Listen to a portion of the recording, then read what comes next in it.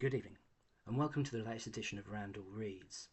Tonight I'd like to talk about a dark, gritty 1970s thriller, Cutter and Bone by Newton Thornburg.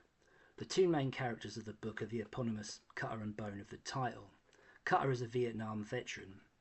He's been crippled and scarred, and he holds a lot of bitterness and resentment towards the American government as a result of his injuries. Bone is a handsome, suave, gigolo type who spends most of his time living off wealthy, beautiful women. In the opening pages of the book, Bone witnesses a sort of strange, ambiguous scene. In the middle of the night, a sports car pulls over to the side of the road. A man gets up, opens the trunk, pulls out a bulky object and tosses it into a nearby dumpster. The next morning, Bone happens to pick up a paper and he reads about a young woman who's been murdered and thrown into the same dumpster.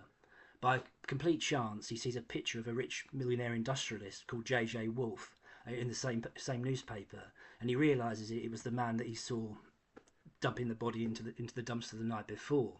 When he confides in Cutter, they do a little bit of investigating and digging around, and as J.J. Wolfe seems to be above the law, they decide to drive across country to confront him, which turns out to be quite a foolhardy move.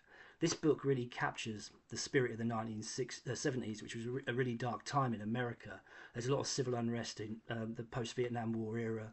There are lots of homegrown terrorist groups like the Weather Underground or the Siboney's Liberation Army who kidnapped millionaire heiress Patty Hearst.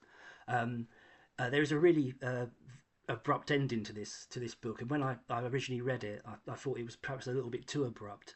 But taking into consideration the times and what was going on in America, is actually apt, and is quite a fitting ending to the book. So that is my recommendation for this week. It's called Cutter and Bone by Newton Thornburg.